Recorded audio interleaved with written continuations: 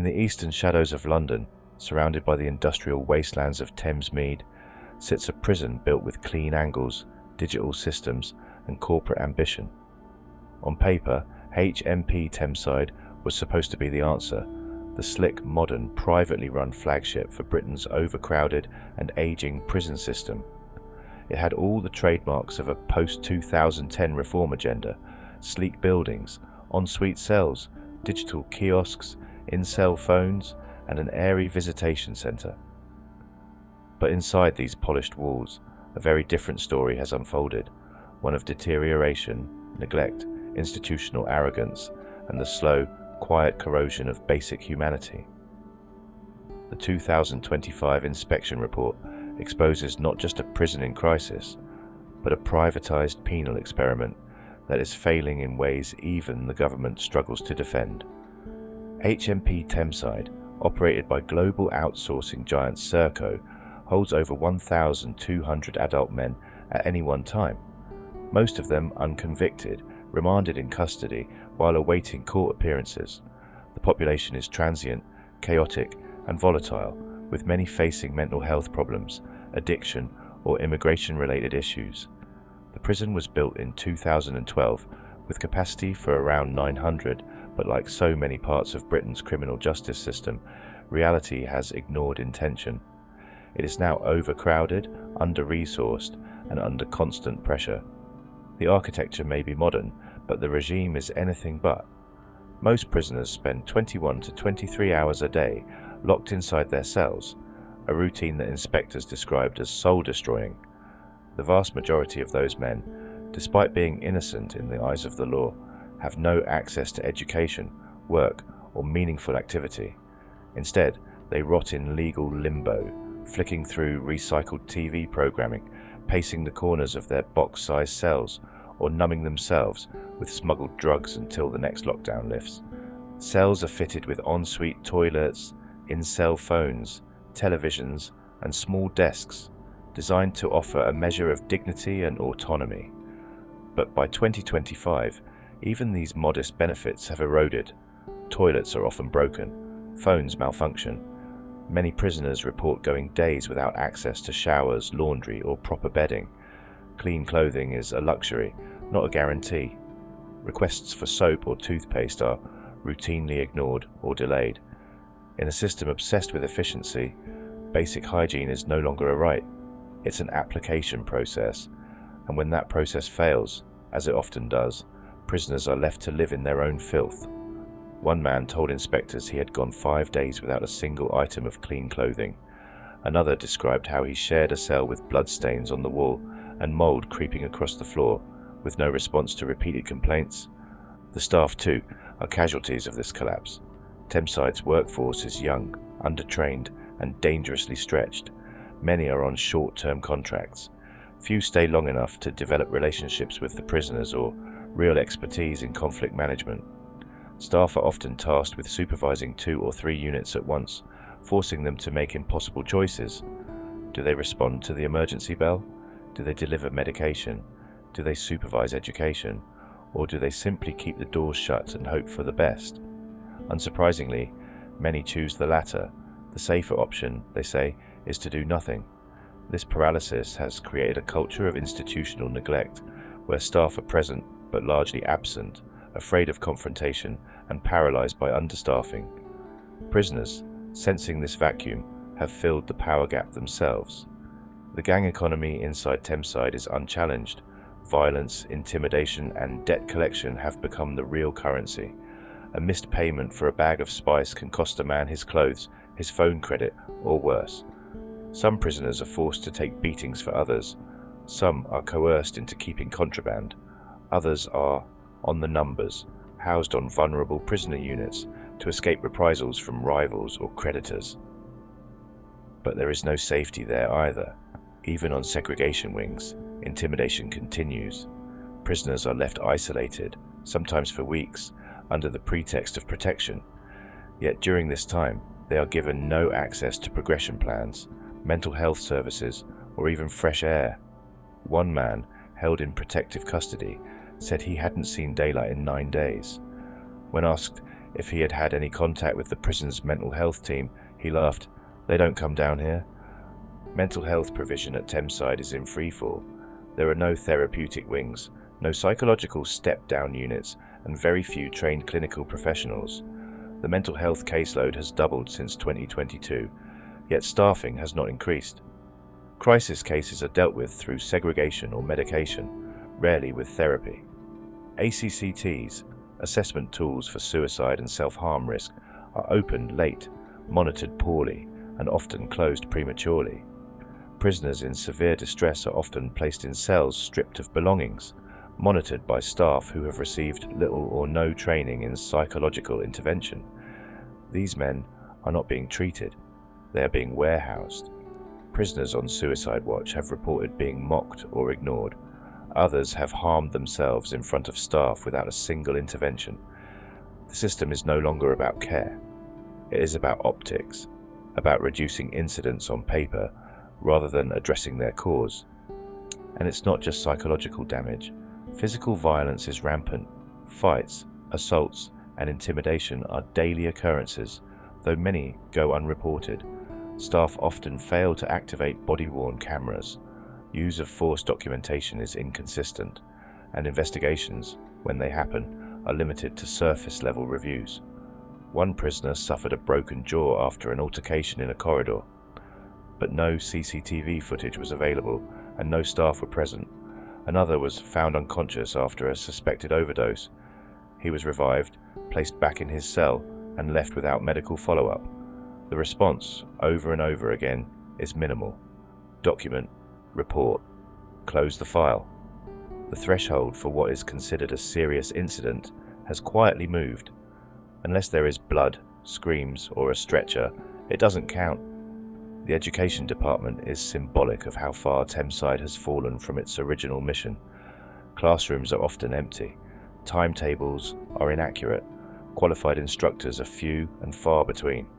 Courses are frequently cancelled due to staff shortages, and prisoners are left uninformed until the very hour they were due to attend. For many men, education is the only possible escape route, a chance to learn, to build something resembling a future. But access is rationed like contraband. One teacher described how he hadn't been able to deliver a full course cycle in 6 months. Another left the job entirely, citing burnout and a lack of support. For the prisoners who remain, the message is clear. Reform is a fantasy. You can behave well, apply for classes, ask for work, but the system will not deliver. Visits from family members are also mired in chaos. The visiting centre, though well designed, is chronically underused due to frequent cancellations, late notifications, or simple administrative failure. Families arrive only to be told that their loved one cannot be seen. Phone calls cut out, letters disappear. Video calls, when they occur, are brief, heavily supervised, and plagued by technical issues. Prisoners with children are particularly affected. Some haven't hugged their son or daughter in over a year, and yet, when asked, Thameside's corporate representatives speak of family engagement strategies and enhanced communication platforms. The reality on the wings is something else entirely: loneliness, confusion, and the kind of despair that hardens a man into silence. Serco, the multinational responsible for Thameside's operation, continues to insist that progress is being made. They cite efficiency metrics, technology upgrades, and safety investment, but these claims are undermined by every testimony from staff, prisoner, and inspector alike. The truth is that the private model incentivizes appearance over substance. Budgets are trimmed, staffing is minimal, problems are ignored unless they become headlines, and prisoners, the human core of the system, are reduced to cost units on a spreadsheet. It is not that Serco lacks competence, it is that their incentives are fatally misaligned with the needs of justice. Their duty is not to the men they imprison, it is to the shareholders they report to. What has emerged in Thameside is not a prison in the rehabilitative sense. It is a holding tank for broken men, run by exhausted staff, managed by invisible suits, and held together with buzzwords. It is modern in its architecture, medieval in its morality, and utterly unsustainable in its trajectory. It does not shock, it numbs. There are no riots here, just silence, bureaucracy, and decay. And unless something radical changes, not a new contract, not a new wing, but a full ideological reset, HMP Thameside will continue to chew through the vulnerable and spit out the lost.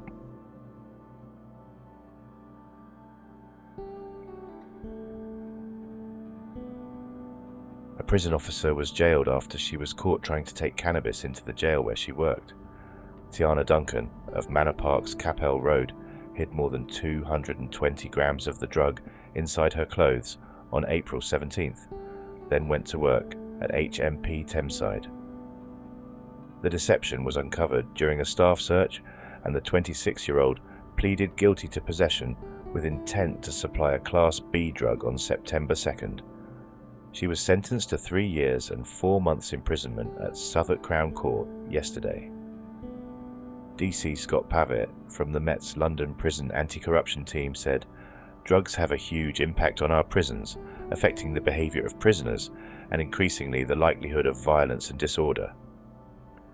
As a prison officer, Miss Duncan was in a position of authority and has undermined the hard work of her colleagues by attempting to bring in an illegal drug into the prison.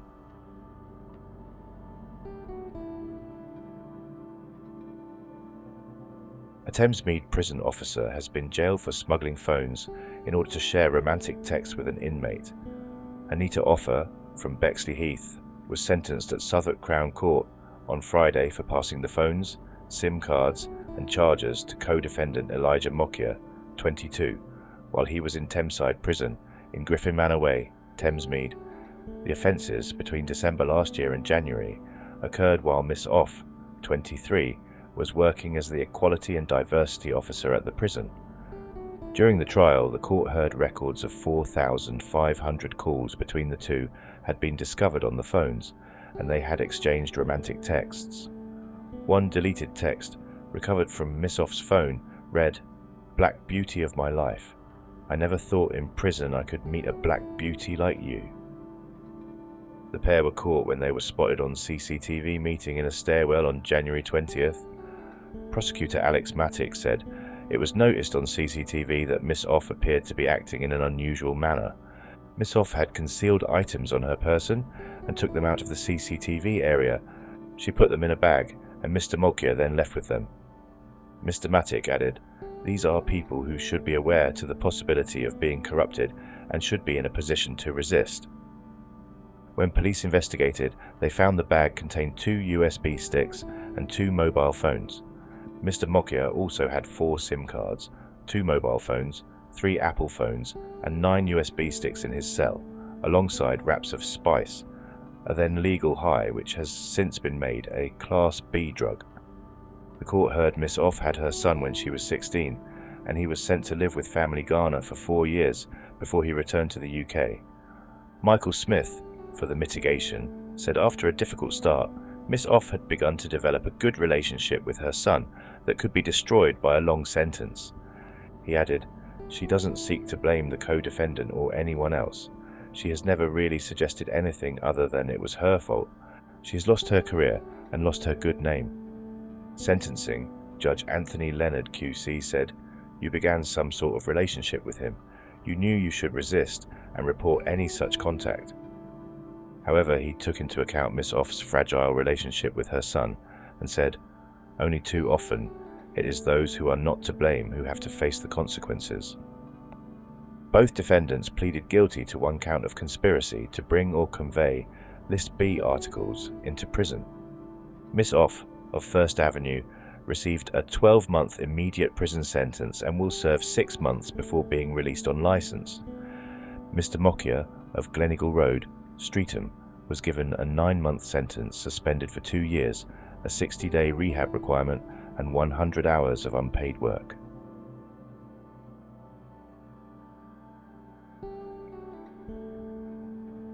Court officer who smuggled drugs and mobile phones into a prison has been jailed.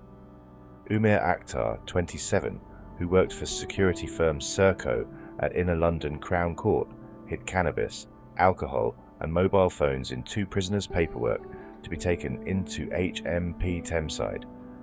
He had also scrawled his phone number on the paperwork Wood Green Crown Court heard. 2 mobile phones were also found hidden in a DVD player in the prisoner's cell. Detectives later discovered Mr. Akhtar had contacted prisoners by phone, the court was told. Police also launched a separate investigation into the Leighton resident over firearms offences. A search of his home in Lee Bridge Road revealed a revolver in a woman's room. The woman, in her 20s, was charged with possession of a firearm, but this charge was later dropped when Mr. Akhtar admitted he had hidden the gun in her room. He admitted smuggling banned items into a prison at Southwark Crown Court. Mr. Akhtar was jailed for 6 years and 2 months at Wood Green Crown Court. Detective Constable Robert Hinson said, "Umar Akhtar abused his position as a court officer by providing 3 prisoners with mobile phones, a cannabis substitute, and alcohol. The jail sentence handed to Mr. Akhtar today should act as a deterrent to all court employees who may be asked to traffic prohibited articles for prisoners in their care."